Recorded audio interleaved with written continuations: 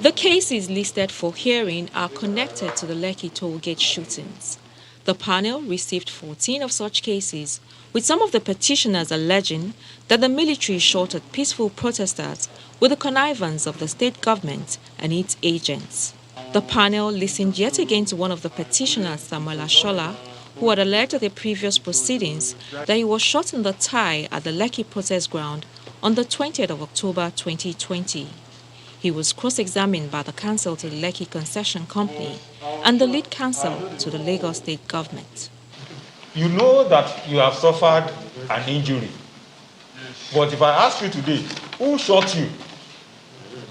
Can you identify the person? I can't identify the exact person, but... That's all right. That's all right. After Ashola, the panel listened to the cross-examination of Nicholas Okwe, who had also previously testified that he was shot in the chest at the Lekki toll gate. If you see soldiers lined up, can you identify the one that shot you? Yes. You can identify him? Yes. What does he look like, the man that shot you? The very Nigerian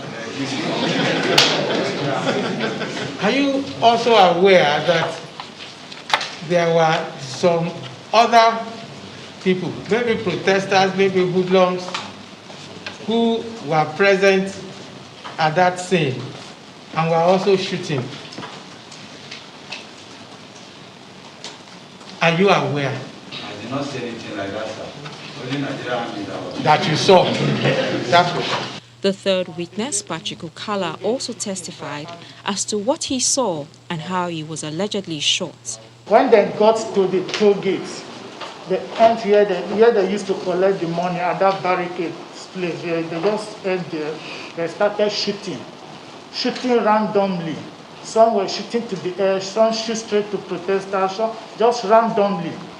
When the gunshot was so serious and they have drawn nearer, all the protesters now came to the protest ground there in front of the stage, waving the flag, chanting national anthem. That process of me waving the flag, chanting the national anthem, I got hit by a bullet here. This is the mark where the bullet hit me. The last petitioner for the day is Lucky Philemon, an amputee.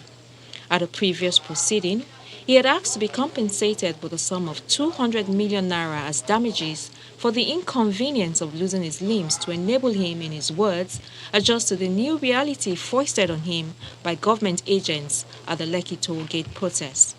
Now he's closed his case, a situation which requires the Lagos State Government to open its defense. But rather than do that, the lead government counsel made his application. With regards to the Lekki set of cases, the Lagos State Government has two global witnesses to call. But we thought it's after the petitioners are presented that they address all the petitions that have to do with Lekki together. So we don't think it will be tidy for us to be recalling them for each of them when they are all talking about the same incident. And they are coming to give global evidence about all the petitions that have to do with those allegations. Counsel to the LCC, Rotimi Seriki, aligned with the submission, which was closely followed by an objection. In all those petitions, there is a common thread of allegation against Lekki Concession Company Limited, which is the switching of the lights. So, calling a witness in each individual petition to repeat the same narrative is going to waste the time of the panel. So those are individual petitions that got to the injuries that they suffered this month. And at the close of their case, they were cross-examined by counsel of Lagos State Government.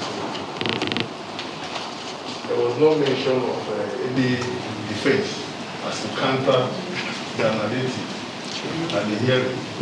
So now that they want to give a blanket defense to all the issues, that would defeat the interest of the individual petitions. So we're opposing the application. The panel took a short break to consider its ruling, and here's the decision. This petition will be stepped down in the light of arguments canvassed in respect of the proceedings today. Learned counsel for parties will be advised of the next date of the panel sitting. Hearing on other petitions will, however, continue next week, Tuesday. Shola Sheyeli, Channels Television News.